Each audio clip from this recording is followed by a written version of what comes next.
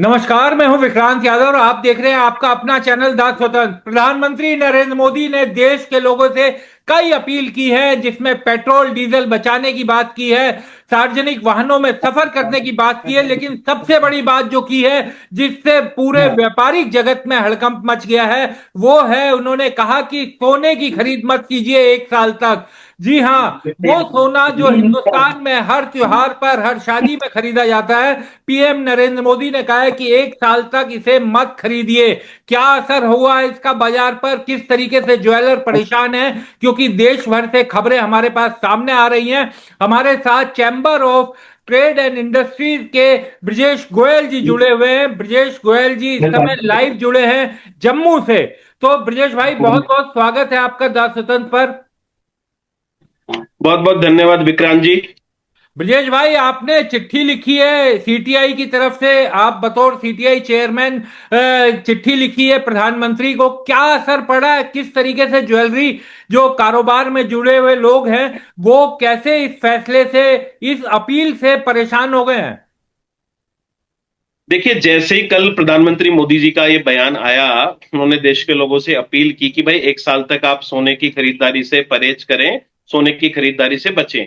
उसके बाद से तमाम जो हमारे व्हाट्सएप के बहुत सारे ग्रुप्स हैं, जिसमें दिल्ली और देश के तमाम ज्वेलरी कारोबारी जो सोने में कारोबार करते हैं, सुनार हैं, वो तमाम लोग जुड़े हुए हैं। और सबने अपनी चिंता जाहिर की और सैकड़ों सैकड़ों व्यापारियों ने सोशल मीडिया पे, व्हाट्सएप पे, ट्विटर पे, इंस्टाग्राम, फेसबुक पे डाला। बहुत सारे लोगों के मेरे पास फोन भी आए हैं कि भाई ये, क्योंकि प्रधानमंत्री की अपील बहुत बड़ी चीज होती है और उसका बहुत बड़ा असर भी होता है। तो जब प्रधानमंत्री खुलेआम बोल रहे हैं कि भाई एक साल तक आप सोने की खरीदारी से परहेज कीजिए, खरीदारी मत कीजिए, तो उसको लेके एकदम से बाजार में बहुत हड़कंप सा, पैनिक सा फैल गया है। और सबसे बड़ी बात है कि इस समय ये शादियों का हाँ। पीक सीजन है। कल भी दिल्ली और देश में हजारों हजारों शादियों के मुहूर्त थे और अभी शादियों का सीजन चल ही रहा है। तो शादियों के ऐसे पीक सीजन में अगर देश के प्रधानमंत्री की तरफ से ऐसा बयान आता है, तो निश्चित रूप से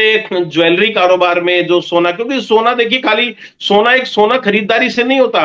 जो भी आप ज्वेलरी बनाएंगे, चाहे आप डायमंड का भी सेट लेते हैं, ईयर रिंग्स लेते हैं, कुछ भी चीज डायमंड की भी लेते हैं, उसमें सोने का उपयोग होता ही होता है। तो तमाम तरह की जो ज्वेलरी होती है वो सोने से बनती है। तो सोना, और भारतीय संस्कृति में वैसे भी सोना बहुत शुभ माना जाता है। कोई भी बाप अपनी बेटी का शादी करता है तो शगुन के रूप में सोने की कुछ ना कुछ आइटम उसको देता ही है। तो ऐसे माहौल में अचानक से मोदी जी, प्रधानमंत्री जी का बयान आया, तो एकदम से हड़कंप सा मचा। और व्यापारियों को ये डर सता रहा है कि भाई एक साल तक ये ऐसा बोला है तो अगर लोग नहीं आएंगे, क्योंकि ग्राहकों में भी निश्चित रूप से एक चिंता का, भय का माहौल बनेगा। ग्राहकों को लगेगा कि अगर प्रधानमंत्री जी ऐसा बोल रहे हैं कि मत करो, तो भाई इसके पीछे क्या रीजन है? कहीं सोने के दाम आने वाले समय में कहीं धड़ाम से गिरने वाले तो नहीं है, जिससे प्रधानमंत्री जी ने ऐसा बयान दे दिया? तो लोग इसके अलग अलग मायने, कयास भी लगाए जा रहे हैं कि प्रधानमंत्री जी के इस बयान के क्या मायने हो सकते हैं। क्या सोने की कीमतें एकदम से रॉकेट बनेंगी, या सोने की कीमतें एकदम से धड़ाम हो जाएंगी? तो बहुत सारी चिंताओं को लेके लोग खरीदारी से बच सकते हैं, डिमांड में भारी गिरावट आ सकती है। इसीलिए आज हमने सीटीआई ने, क्योंकि सीटीआई तमाम इंडस्ट्री का, ट्रेड का प्रतिनिधित्व करता है, हमने प्रधानमंत्री जी को एक पत्र लिखा है। ब्रजेश भाई, आप चूंकि पुरानी दिल्ली को, पुराने शहर को भी अच्छे से जानते हैं, मैं कूचा महाजनी के कुछ व्यापारियों से बात कर रहा था। उनका ये कहना था कि पिछले काफी समय से जो ज्वेलरी उद्योग है उस पर एकदम मार मची हुई है और कारीगरों के पास काम नहीं है। और इस अपील के बाद हो सकता है कि कारीगरों के सामने बहुत बड़ा रोजगार का संकट खड़ा हो जाए। आपसे मैं इसलिए समझना चाहूंगा क्योंकि आप पुराने शहर को, कारीगरों को, ज्वेलर्स को अच्छे से जानते हैं और आपके संगठन से भी बड़ी संख्या में जुड़े हुए हैं।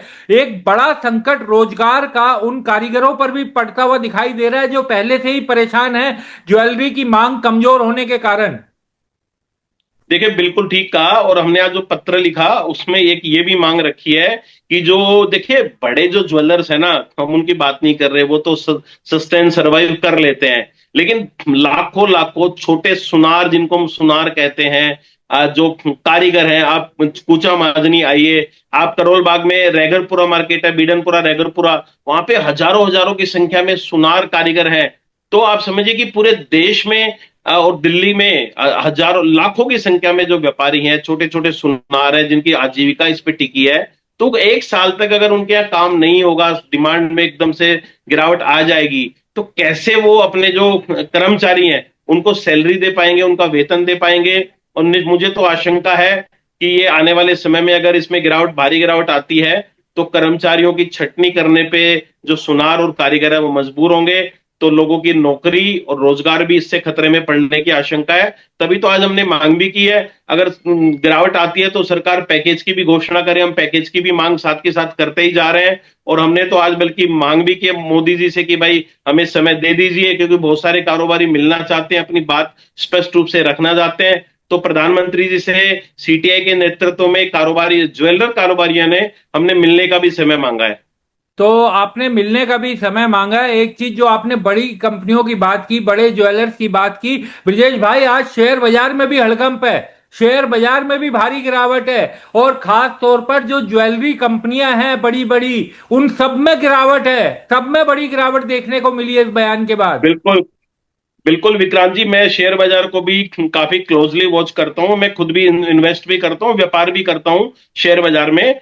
तो आज जो शेयर बाजार में सेनको गोल्ड एक कंपनी हाँ। है जो सोने के कारोबार से जुड़ी है, एक कल्याण ज्वेलर्स है, एक टाइटन है। तो ये जो बड़ी बड़ी कंपनियां जो शेयर बाजार में लिस्टेड हैं, इनके शेयर लगभग 8 से 10% तक गिरावट आ चुकी है। मैंने सुबह से क्लोजली मॉनिटर किया है, तो 8-10% सेनको गोल्ड, कल्याण ज्वेलर्स और टाइटन आदि के शेयरों में गिरावट आ चुकी है। और जो शेयर बाजार के एक्सपर्ट हैं उनका भी कहना है कि अगर भाई ये भ्रम की स्थिति पैदा रही और प्रधानमंत्री जी की तरफ से अगर कोई स्पष्टीकरण इस मुद्दे पे नहीं आया, तो आने एक साल के लिए ये जो बड़ी बड़ी कंपनियों के जो शेयर बाजार में लिस्टेड है, ज्वेलर कंपनियां, इनके शेयरों में भारी गिरावट आ सकती है। और जो लाखों लाखों लोगों ने निवेश कर रखा है कल्याण ज्वेलर, सेनको गोल्ड, टाइटन आदि बड़ी कंपनियों के शेयरों में, उनको भी इसका भारी नुकसान उठाना पड़ सकता है। तो ब्रजेश भाई, आपने प्रधानमंत्री जी से समय समय मांगा है, क्या आपको लगता है कि मिल करके इस समस्या का समाधान निकल सकता है? क्योंकि अक्सर व्यापारियों के मुद्दों पर आपका संगठन जोर शोर से आवाज तो उठाता हुआ दिखता ही है। देखिए, निश्चित रूप से विक्रांत जी, क्योंकि हमारे पास, क्योंकि मैं खुद पुरानी दिल्ली, मेरा खुद का कश्मीरी गेट में व्यापार है, तो चांदनी चौक में तो रोज का मिलना जुलना है, मैं जाता भी रहता हूं वहां पे। और कूचा महाजनी के और जो चांदनी चौक के व्यापारी हैं, करोल बाग के व्यापारी हैं, और कमला नगर सोने का, ज्वेलरी का व्यापार तो पूरे दिल्ली में होता ही है, रिटेल मार्केटों में भी लोग बैठे हुए हैं। उन तमाम तरह के जो हमारे सीटीआई के व्हाट्सएप ग्रुप में जो ज्वेलरी के कारोबारी जुड़े हुए हैं, उनके भी लगातार कल रात से ही मैसेज पे मैसेज आए जा रहे हैं कि भाई सीटीआई इस मुद्दे पे क्या कर रहा है, सीटीआई की क्या आगे प्रतिक्रिया है। इसीलिए हमने प्रधानमंत्री जी से अपील की है, पत्र लिखा है कि प्रधानमंत्री जी एक बार या तो थोड़ा स्पष्टीकरण जरूर दें, इस मुद्दे पे अपनी बात जरूर रखें, उनका आशय क्या था। क्योंकि ये आशय भी एक चला गया है ज्वेलर्स के मन में कि क्या सोने के दाम धड़ाम से गिरने वाले हैं, क्या सोने की कीमतें एकदम से गिर जाएंगी या एकदम से रॉकेट छू जाएंगी। मतलब लोग कंफ्यूज है कि ऐसा कंफ्यूजन प्रधानमंत्री में। जी ने बोला क्यों कि भाई एक साल के लिए आप खरीदारी मत कीजिए, परहेज कीजिए। ऐसा तो भी कोई ऐसा पैनिक है भी नहीं देश और दुनिया में बहुत ज्यादा। और शादियों का सीजन है, बहुत सारे लोगों के घर में शादियां हैं, उनके भी मेरे पास फोन आ रहे हैं सीटीआई के पास कि भाई मेरे बेटी की शादी है जून में, जुलाई में, अक्टूबर नवंबर में, तो ब्रिजेश जी हम क्या करें, अभी गोल्ड की खरीदारी, ज्वेलरी की खरीदारी रोक दें या खरीदारी कर लें। तो मतलब बहुत ज्यादा चिंता और पैनिक का माहौल एकदम से, ना केवल कारोबारियों में, आम जनता में जिनके घर में शादियां होनी है, उनमें भी बहुत ज्यादा पैनिक है। और ब्रजेश भाई, अगर सरकार कुछ सोने के आयात पर, अगर सरकार को लगता है कि बहुत विदेशी मुद्रा भंडार खर्च हो रहा है, तो आयात के नियमों में कुछ बदलाव कर सकती है। इस तरह से बोलने से क्या आपको लगता है कि ज्यादा पैनिक फैला? सरकार अगर चाहती थी तो उसे कहीं रेगुलेट कर सकती थी, या कुछ ऐसा तरीका कि लोगों में कम से कम पैनिक ना फैलता? निश्चित रूप से सरकार दूसरे तरीके भी अपना सकती थी। सरकार जो जो ड्यूटी लगती है उसको कम कर सकती थी। इसके अलावा जो जो जीएसटी वगैरह लगती है ज्वेलरी पे, सोने पे, उस पे थोड़ा कमी कर लेती, या कोई पैकेज की घोषणा कर देती। मतलब दूसरे बहुत सारे तरीके हो सकते थे जिससे शायद पैनिक नहीं फैलता। लेकिन इस बयान से, और देखिए प्रधान, और कोई बोले तो कोई खास इतना फर्क नहीं पड़ता है, लेकिन देश के प्रधानमंत्री अगर कुछ बोलते हैं किसी इंडस्ट्री के लिए, उसका बहुत बड़ा असर पड़ता है। इसीलिए चिंता का माहौल है। और आज हम तो मतलब परेशान है कि इस स्थिति से कैसे निपटें, क्योंकि हमारे पास तो कोई तरीका नहीं, इंडस्ट्री और ट्रेड के पास तो कोई तरीका नहीं है कि हम खुद निपट पाए। अब इसका जवाब तो कुछ भारत सरकार ही दे सकती है, या तो वाणिज्य मंत्री पीयूष गोयल जी या वित्त मंत्री निर्मला सीतारमन जी कोई बयान दें इसको लेके, या प्रधानमंत्री जी खुद एक कोई ट्विटर पे या सोशल मीडिया के माध्यम से कोई थोड़ा स्पष्टीकरण दें, तभी इसका पैनिक मुझे लगता है थोड़ा राहत मिल सकती है। नहीं तो आने वाले दिनों में निश्चित रूप से ये सोने सोने के डिमांड में भी गिरावट आएगी, और जो शेयर बाजार है इसमें जो ज्वेलरी कंपनी के जितने शेयर हैं उनमें भी काफी गिरावट आ सकती है।